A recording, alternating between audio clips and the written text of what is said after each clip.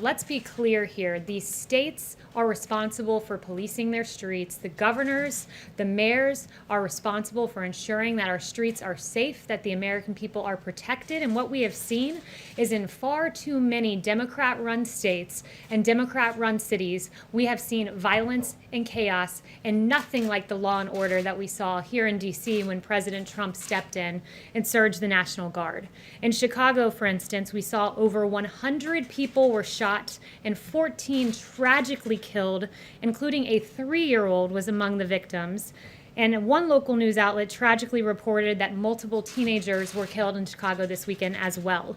In Minneapolis, 11 people were shot and 1 person killed. One individual was a father of 2 who worked as a barber, and our hearts break for this family.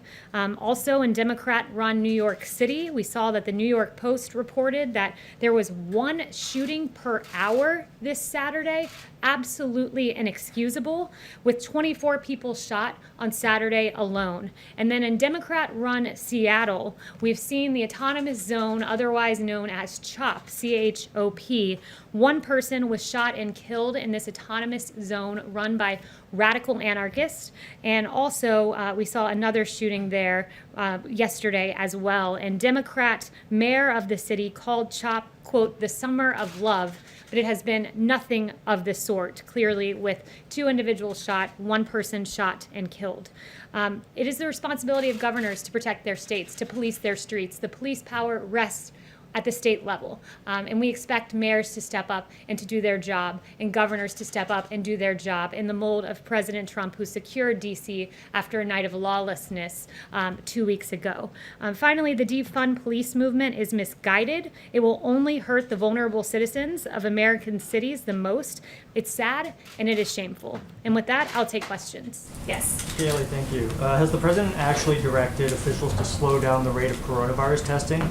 No, he has not directed that. And in fact, I would note that first, we continue to test about 500,000 per day, about 500,000 people per day.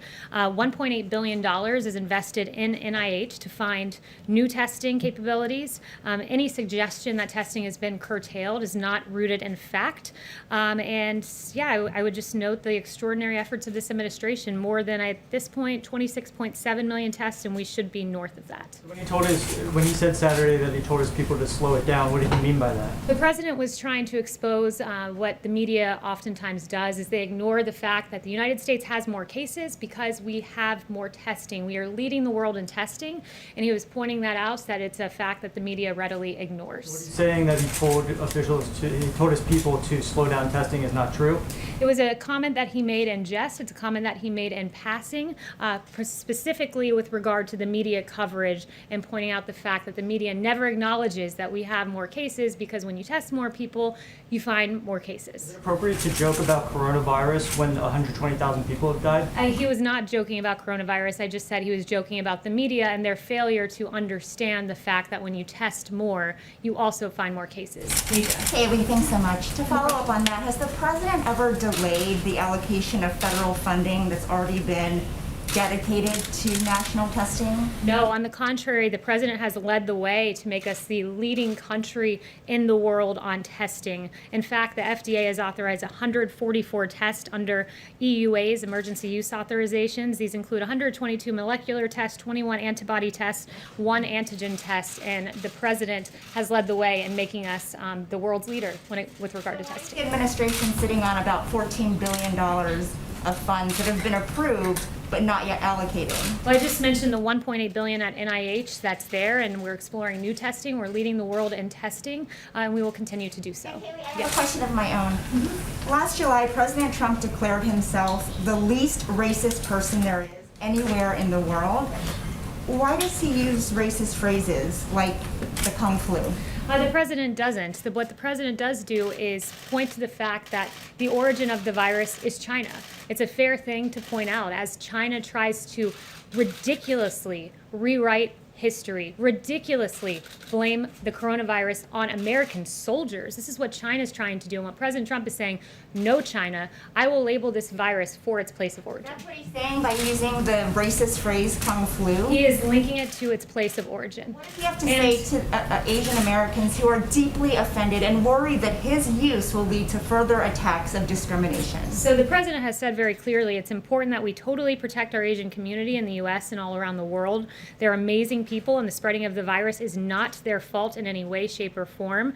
They're working closely with us to get rid of it. We will prevail together. It's very important. So it's not a discussion about Asian Americans, who the president values and prizes as citizens of this great country. It is an indictment of China for letting this virus get here. And I would also point out that the media blames President Trump for using the terms China virus and Wuhan virus when they themselves have used these very terms. The New York Times called it the Chinese coronavirus, Reuters the Chinese virus, CNN the Chinese coronavirus on January 20th, Washington Post January 21st, Chinese coronavirus, and I have more than a dozen other examples. Separate category, Kayleigh. Kung flu is extremely offensive to many people in the Asian American community. To be clear, are you saying the White House does not believe it is racist? To be clear, I think the media is trying to play games with the terminology of this virus, where the focus should be on the fact that China let this out of their country. The same phrase that the media roundly now condemns has been used by the media. I can go more examples. Wuhan virus, CNN said on January 22nd,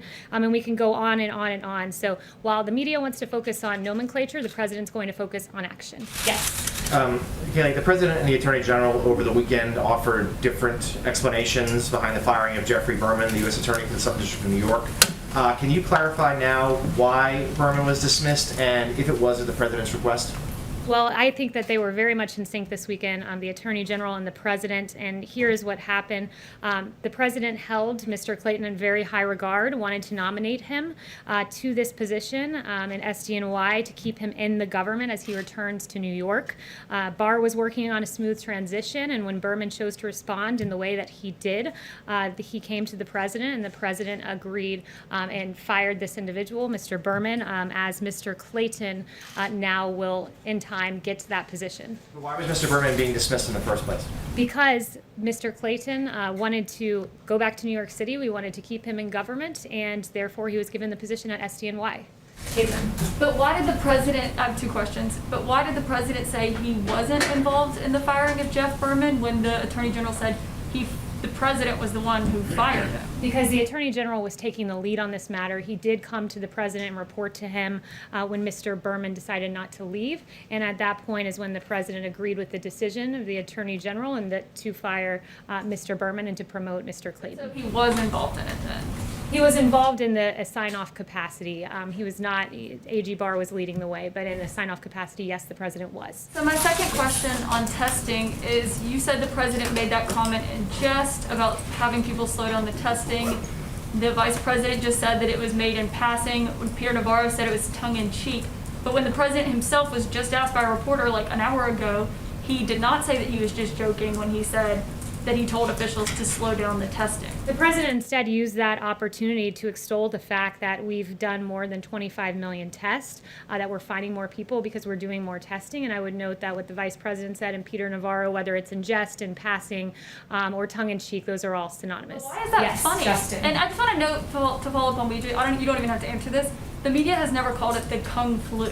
Calling it the Chinese coronavirus and calling it the Kung flu are very different things. The media and your network specifically, called it the Kung flu. the media and your network specifically have repeatedly used the term China virus and Wuhan virus, and then gone on to deride the President as somehow using a term that they themselves have never used. So we can go through CNN's history. Kayleigh. I'd be more than happy to go through CNN's history. On February 9th, you guys talked about the Wuhan coronavirus. On January 23rd, you guys talked about the Wuhan coronavirus. On January 22nd, the Wuhan virus. I can write it all out for you and detail it for you in an email. Kayleigh, Yes, you've got Justin. to admit that. It is not the same thing as calling it the Kung Justin. flu.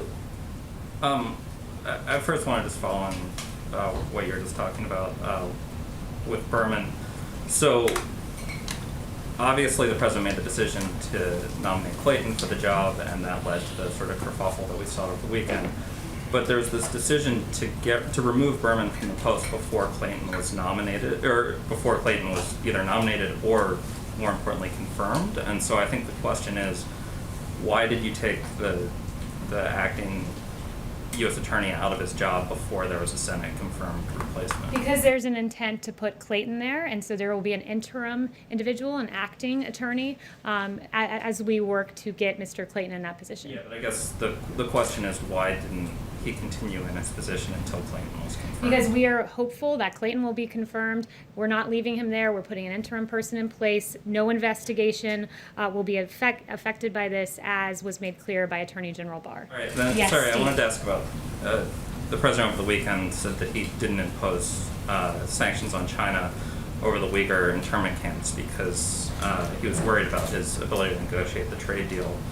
But since the trade deal was signed in January, China, as you mentioned earlier, not only has acted in ways that you frustrated with on coronavirus, but the president has denounced their behavior in Hong Kong, and they've failed to live up to many of the tenets of the trade deal itself. At the same time, the president signed an executive order on international religious liberty. So I'm wondering when, if ever, is the president actually going to sanction Chinese officials under either the original legislation or the legislation he signed last week? So I'll get an update for you on that, but what I will say so far is, and you noted this in your question, that he signed legislation to hold China accountable for the treatment, for their treatment of the Uyghurs and other minorities in China. But he also previously has imposed visa restrictions on Chinese officials for roles in China's treatment of Uyghurs and other minorities. He's blacklisted companies that were complicit in China's treatment. He has taken strong action, but I will get back to you on that. Yes, Steve. Is the president happy with the size of the crowd in Tulsa? The president was very pleased with the rally. I was with him, and I just have to say, these media reports that he was somehow furious on the plane, there is no grounding in fact to that. I was with him on Marine One on the way there, on Marine One after. He was very, very pleased with how the rally went, and the media reporting on this prompted me to go around and ask some of my colleagues if they saw something different. And I spoke with Dan Scavino, who was in the Beast with the president right after the rally, and said he was very energized, having been around the American people. So he's quite pleased with how the rally went. And even a political pundit wrote to him that it was one of the all-time great speeches they'd ever heard. We saw him expose his own humanity when he described the wonderful West Point story. The speech made his message so clear and compelling that no one could possibly have missed it, and it was so great to be out of the swamp and in the country. And those comments are how the president feels too. And are you going to make any changes to these events, like have more outdoor events where people aren't clumped together, or what's been contemplated? So on the note of future rallies, I'd refer you to the campaign. Yes. Thanks so much, Kayleigh. I wanted to ask on the coronavirus, who is the most senior person at this time who is focused full-time on coronavirus with no other duties, simply coronavirus?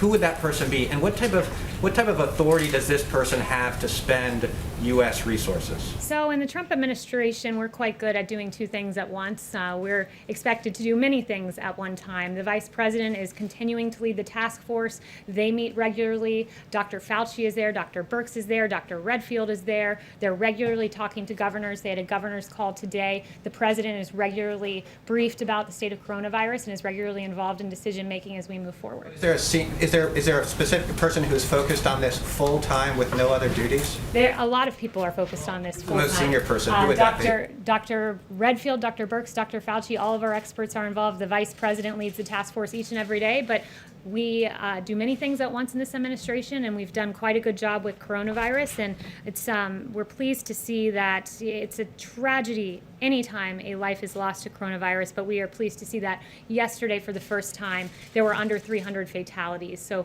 we are trending in the right direction. We're aware when there arises here and there, and those embers, we are equipped to go in, to handle, to put out, and to save as many lives as possible. And thanks to President Trump, could have lost 3 million lives, but we lost far fewer because President Trump took action early.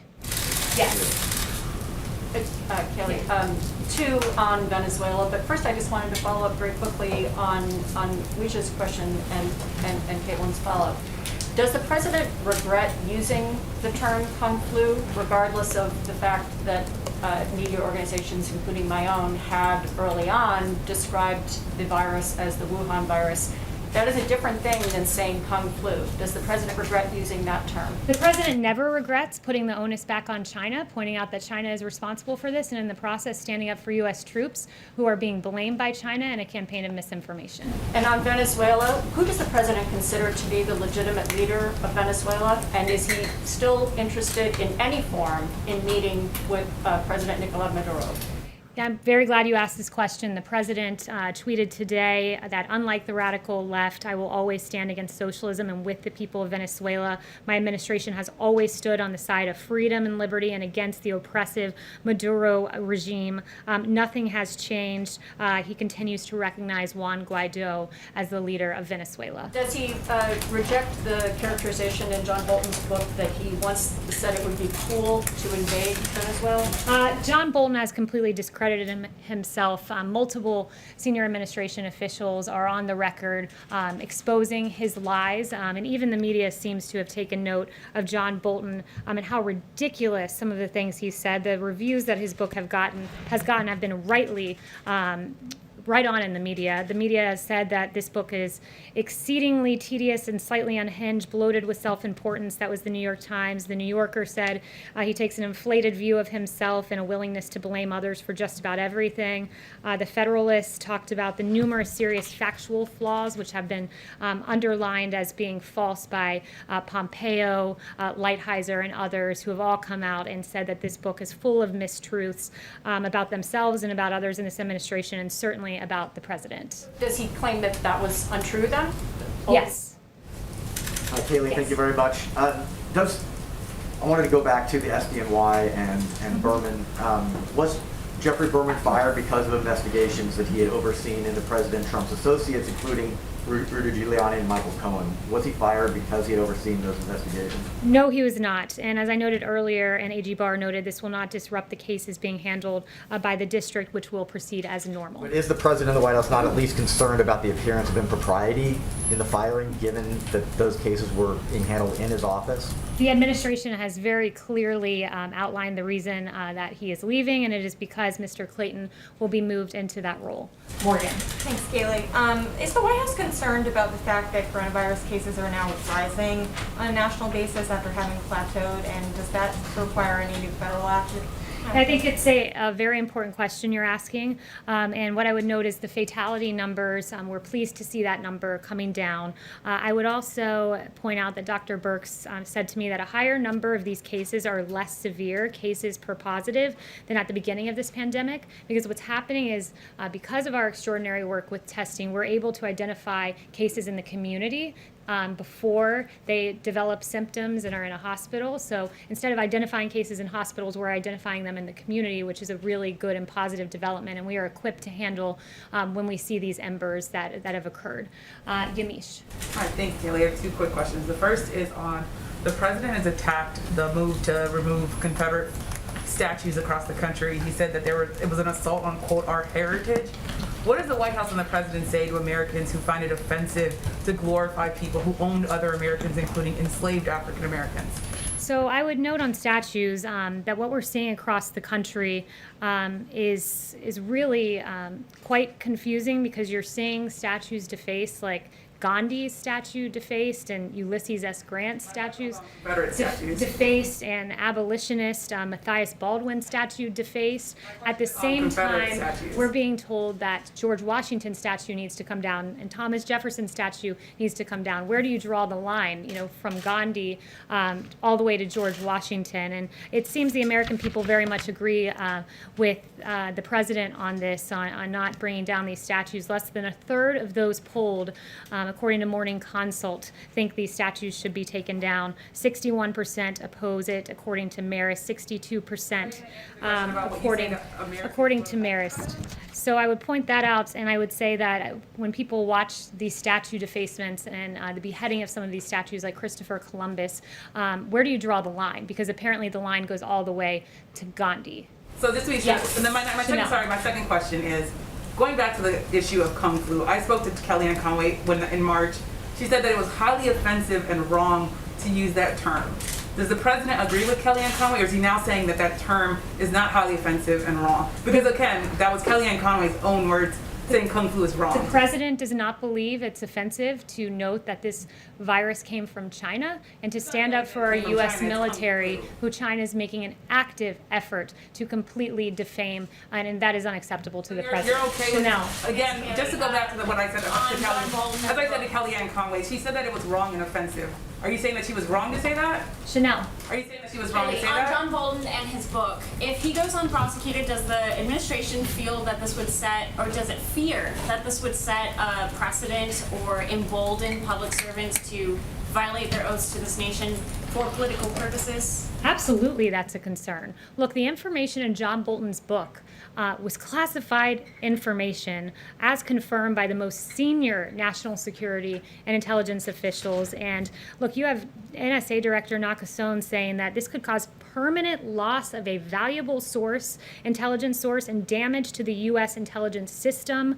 DNI Radcliffe saying virtually the same. You have another government official saying the unauthorized disclosure of this information could reasonably be expected to enable foreign threat actors. This is the seriousness with which we look at this book, and the NSC looks at this book as they scan it for classified information. There's real damage that can be done. And for what? For self-promotion and publicity of a failed NSA director. On Venezuela also, Yeah. could I ask about Maduro and Guaido? Why has President Trump seemed to have lost confidence in Juan Guaido? He has not lost confidence at all. And that tweet that I read to you very clearly says that the president put out this morning. We stand with the Venezuelan people in their fight for freedom. And I would also note how tough this president has been on Maduro by recognizing Juan Guaido. And when you compare that to the Obama-Biden administration, you had the former Vice President Joe Biden, who actually met with the Venezuelan dictator Nicolas Maduro and complimented his hair, according to Yahoo News. If I had your hair, I'd be president of the United States, the former vice president said. And also the Obama State Department helped stabilize the Maduro regime by blocking sanctions, according to a 2017 Miami Herald report. So when you compare the actions of this president, we've stood against socialism and on the side of freedom. And finally, one thing that I just want to point out that was handed to me, wow, a whopping 7